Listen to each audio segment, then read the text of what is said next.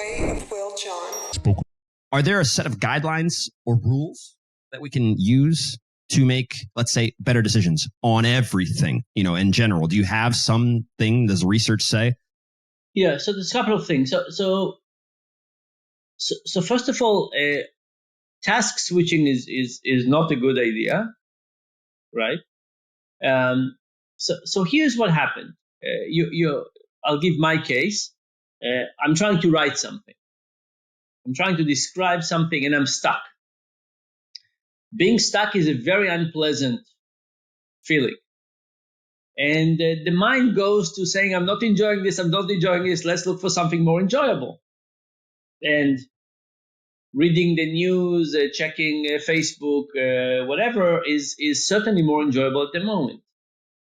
And people convince themselves that they will take just a little break and come back refreshed.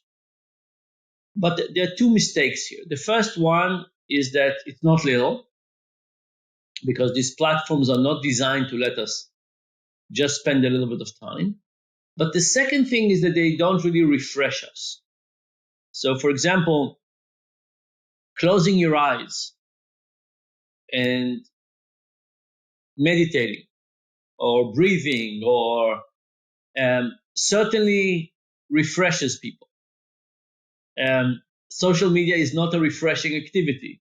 It's a little bit like a donut, right? It's a short-term, joyful activity, but it doesn't have the long-term consequences. So people are wrong about the time they would get sucked. They're wrong about the time that it would take them to come back, and they're wrong about what refreshes us. Now, I don't think life should be suffering, right? So people shouldn't keep on doing the task the whole day that they are suffering. But if you think about some rules of productivity, the key is to define to yourself what it is that you want to do, and to start doing it first thing in the morning. So I sadly can't do it every day, but when I can, I start the morning by knowing what I want to write and writing that first thing, right? I don't say, let me just check email and then get back to this. Let me just check the news and then get back to this. You do those things, they're very tempting, but it's not a useful thing. So define to yourself what you want to do and start the day. Start the day with it is incredibly helpful. I also have my coffee ritual. I like coffee. So what I do is I make myself coffee and I connect the coffee and the writing. Right. So this is what I do. But okay. So this is kind of an individual level, right? You can think about all kinds of things like that. I have all my notifications on my phone off. The only thing that I have on is phone calls.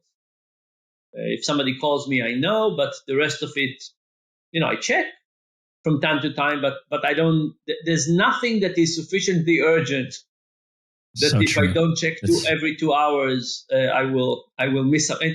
And by the way, let's say I miss some things.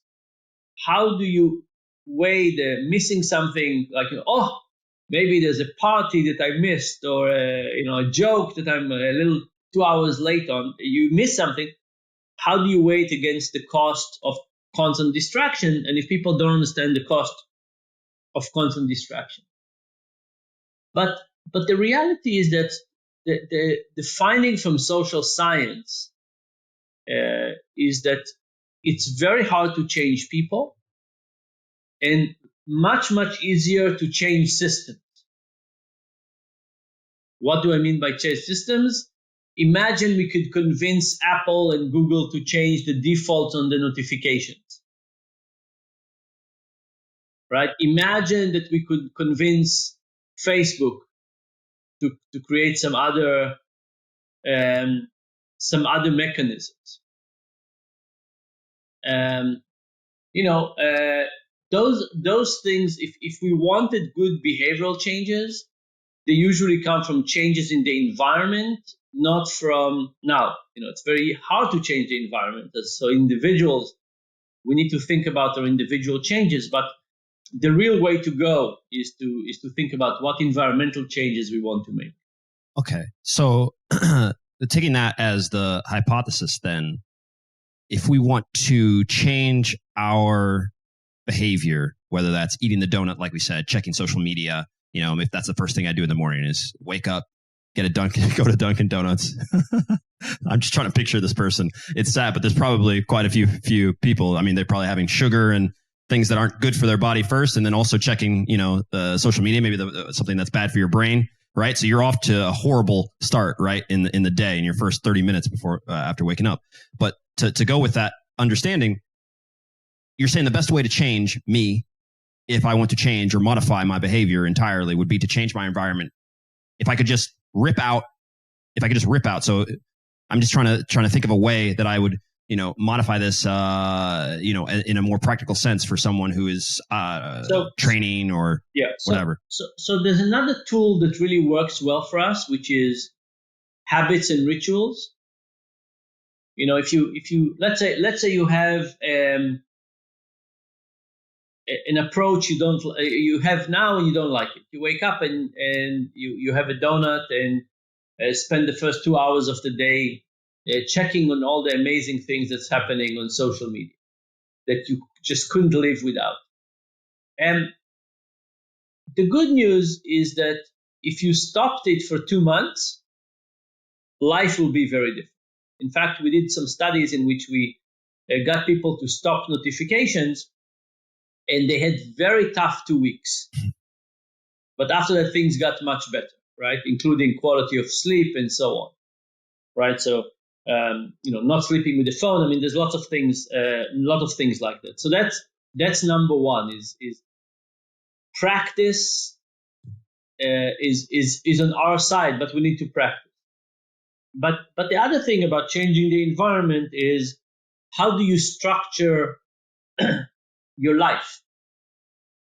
So even if you, and I'm guessing you're a very healthy guy, but imagine that every time you woke up, I would arrange for a tray of fresh donuts to be delivered to your house. So you open, you got up, you got to your kitchen, and there was just a dozen fresh donuts in all flavor waiting there.